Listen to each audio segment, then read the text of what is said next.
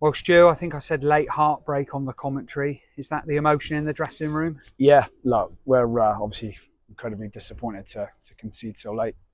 Felt we were good value for minimum a point. Yeah, if not the three, I thought we had the better of the chances. And if you don't take them, you run the risk if you concede. But yeah, we were disappointed with the manner of the goal at the time.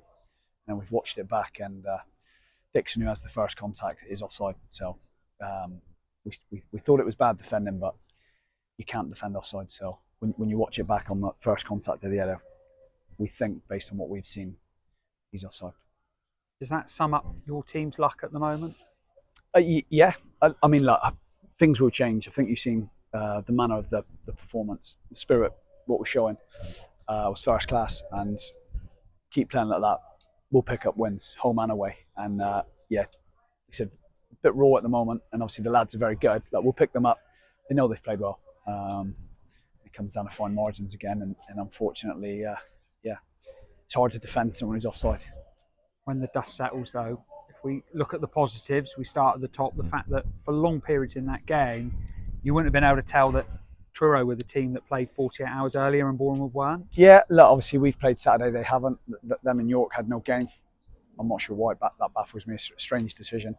So it's difficult for any team coming against a side who are fairly fresh, and we've made a couple of changes, but the majority of the lads played Saturday. So, but I don't think you could have, you'd have noticed that from watching the game. Like, did it tell maybe in the last 5-10 minutes, possibly.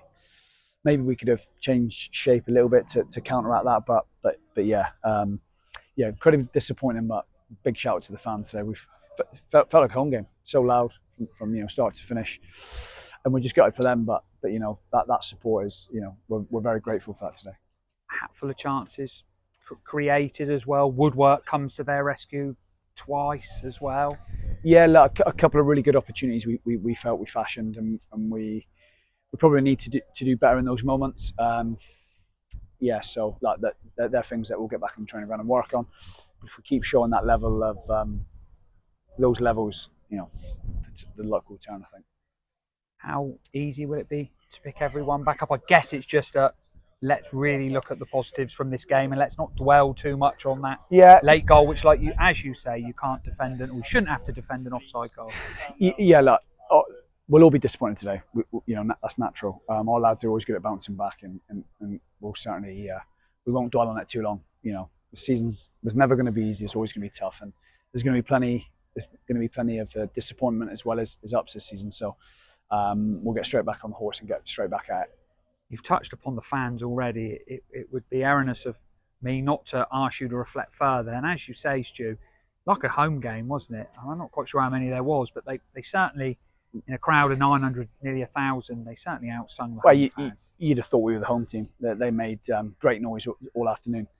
They always travel well, and yeah, really loud today. And the way they cut this off at the end, I think they know as well that we were unlucky. They're honest fans, and we're an honest staff and players. And I think we all know today we probably should have come away with at least a point, possibly 3.